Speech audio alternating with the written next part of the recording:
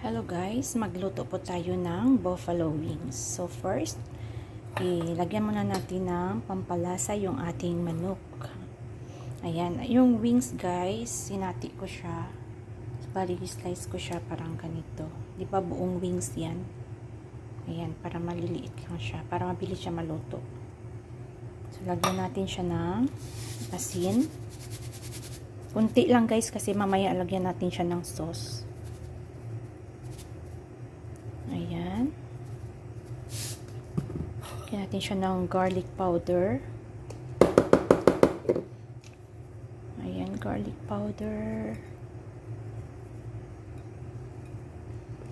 And then, yung onion powder.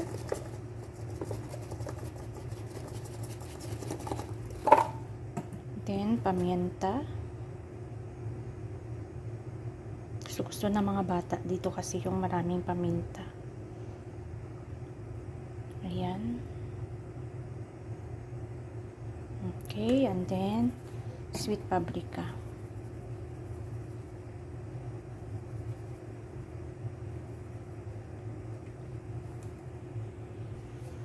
So, ayan na, kompleto ligados na po yan. Himay-himayin lang natin para magpantay siya na maghalo sa manok, sa wings natin.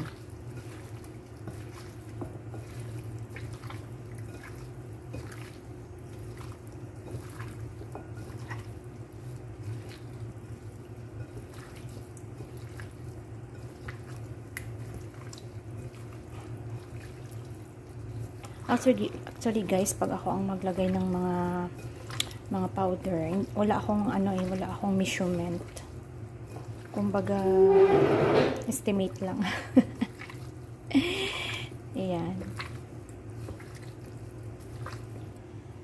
Pagkatapos natin mahalo or mahimas-himas, lagyan na natin siya ng cornstarch. Corn flour pala. Corn flour. Ayan. Lagyan natin siya ng corn flour. Tapos, i-mix na naman natin ulit. So, ayan. Ready to fry na po yan. Kasi i-fry natin to. Ayan. So, ready na yan. Ibabad muna natin ng mga 10 minutes bago natin i-fry. Ayan guys, start na tayo magprito ng ating buffalo wings.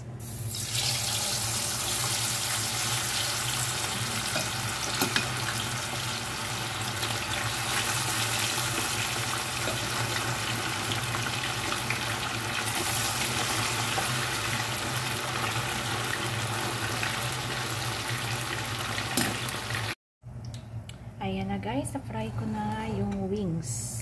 Ayan. So, gagawa na naman tayo ng kanyang sauce. O, diba?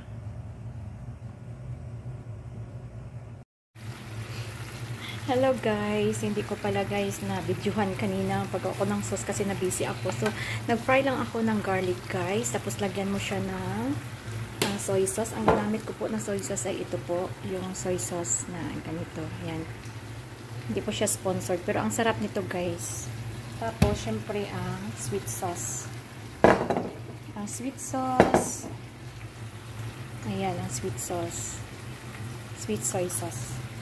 So, ayan na guys. Tapos, lagyan mo lang siya ng flour.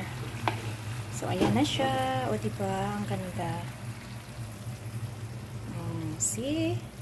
Yan na po ang aking buffalo wings. Sarap. Yummy. Ayan na guys. O diba, lagyan na natin ng sesame seed.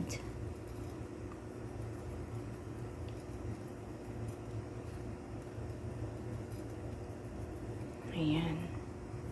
Okay, ready to serve na ang aking buffalo wings. Crispy and yummy.